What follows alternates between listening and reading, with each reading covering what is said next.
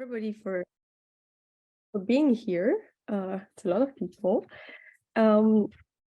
Just a quick note before I start, we put in the title Andean Archaeology, but because this is a very short presentation, we are going to focus on Peruvian archaeology because it is what we know best, as it is where we work. So archaeology is a discipline that is not immune to sexism and can even be conducive to it. And I don't think I need to develop that in this session. And as Belgian archaeologists working in Peru, we find ourselves straddling two methodological and academic schools. Regarding feminism and archaeology, discussions are quite recent in the Francophone world and mostly took a leap forward since 2017 with the work of Peitatruel. In Peru, awareness and discussions on gender-related issues within archaeology at a larger scale are even more recent. As this talk stems from our own experiences, we thought it was relevant to introduce ourselves properly. So I am a doctoral candidate at the Université Libre de Bruxelles in Belgium, and I'm currently co-directing an archaeological project in the North Central Andes. And my co-author and friend Céline is a postdoctoral researcher at the University of Cambridge, and she holds a PhD in archaeology from the Université Libre de Bruxelles too. So why are we doing this talk?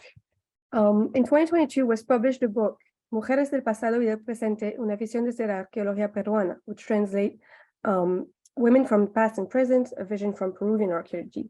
And that book was compiling chapters on gender archaeology, as well as on the experience itself of being a female archaeologist in Peru.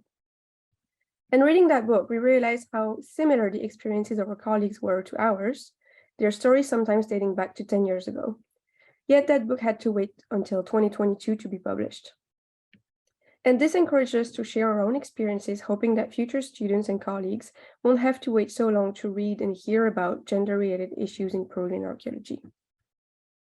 Another incentive for this talk was the fact that the discussion is starting in Peru and North America, but we wish to bring the discussion to a European audience.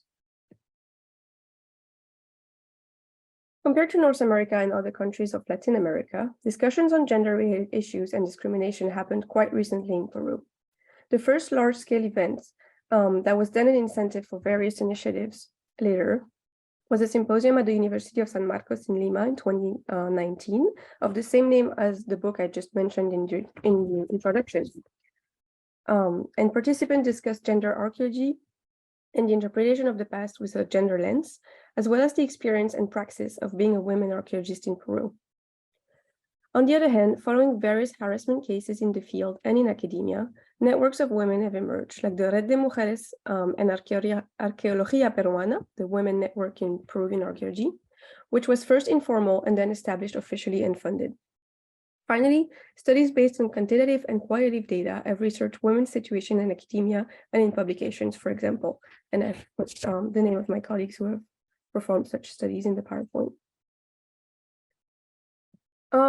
During our studies, we had never heard about how being a woman could affect our field work or career, because of course it shouldn't. But the fact is that our gender still impacts our work. In our case, we identified two scales of gender-related issues, one directly related to being a woman in the field in Peru, and the other related to academia and archaeology as a field in general. However, here we are focusing on the first one. Based on the initiatives I just mentioned and our own experiences as early career female researchers, we listed the levels where we identified gender-related issues in our practice. And the main categories we identified are as follow on the PowerPoint. It starts before the field, during field preparation, during field work itself, after the field, in our own institutions, in academia in general in Europe, at conferences, and for publication. We can see that problems female archaeologists face occur at different scales, levels, and places. And to sum up, it can be systematic from the preparation of field work to the publications of the results. And because of time constraints, we will detail two categories which are in bold in the list. And one last thing I wanted to highlight was that in the process of submitting our proposal, we questioned our legitimacy to talk about this topic being foreign archaeologists in Peru. However, colleagues before us have showed that the intersection of our identities, women and foreigners, leads to a unique experience in Peru that is close but different from the one of our Peruvian female colleagues. Working in a foreign country and sometimes in remote places, we're constantly with our colleagues and fully immersed in where we fully immersed where we work. So issues are not confined to the excavation themselves. From our own experiences and stories shared by colleagues, we can distinguish two types of challenges in the field: the patriarchal roots of rural Peru and the sexism and discrimination from male colleagues.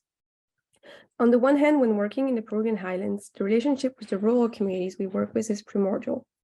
However, the political functioning of local communities and the preserve of men only, at least publicly.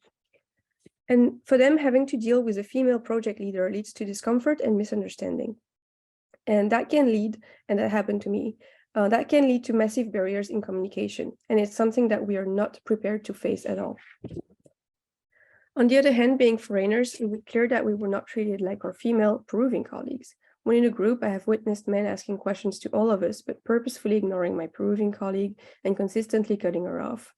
Likewise, as foreign archaeologists, on occasion, we are invited to have a beer with the men of the communities, something that women of the communities do not take part in at all. I also noticed the difference in treatment between my female and male students from the local communities, but also from male colleagues.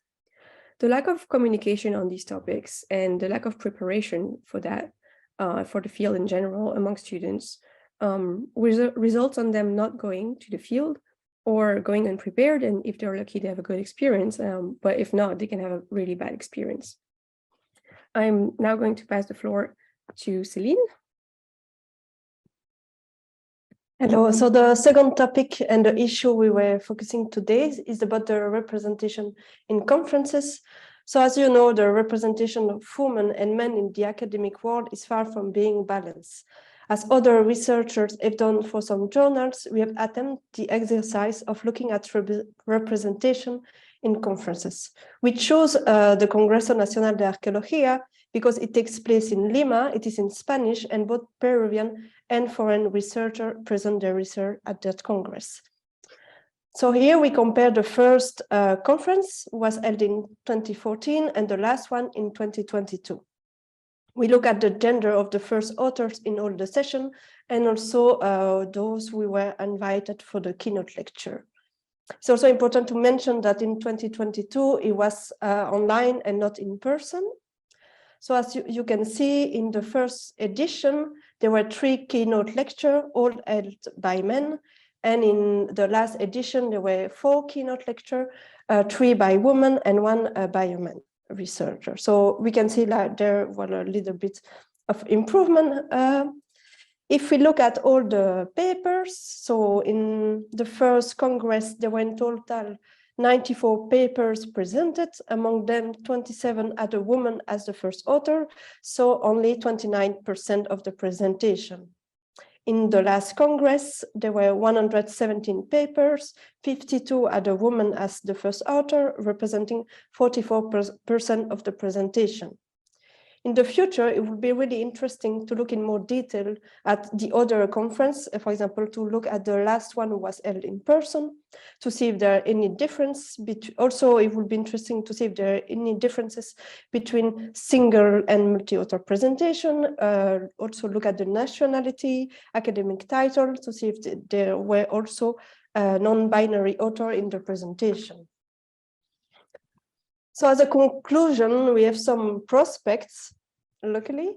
In the same way, the issues are multiple and occur at different levels. The prospects we came up with and synthesized here are also on those different scales. So on our own scale, what we can do and what we're starting to do today is to talk about our experiences in conference, but also in more informal events. And it's also important to speak about that with archaeologists who are also outside of academia, and then we can meet on the field, in the field. In the field, it would be important to implement more code of conducts and guidelines regarding harassment, because so far it's really quite recent, and this is really left to the discretion of the site director. The university could also play a role here because a lot of those projects are related with university. So if they also have some guidelines, it could be really be an improvement. On the field where we can also ask other women archaeologists with more experience. It's also important to mentor younger researchers, both in the field, but also after with collaborating them for the publication.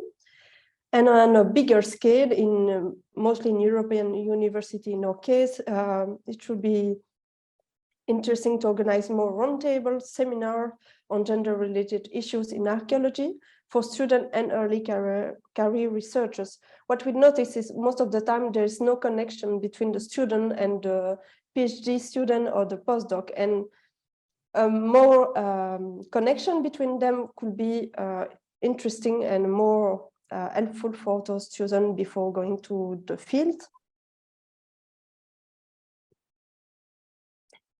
We would like to thank all the women who have spoken before us on these issues and those who have launched the various initiatives mentioned in this presentation.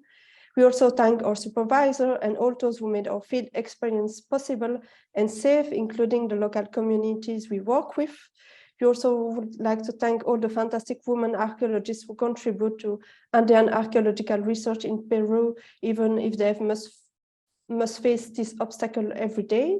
So thank you for listening, and thank you for organizing this virtual conference. We are really looking forward to listen to all the other presentations. Yes, thank you all.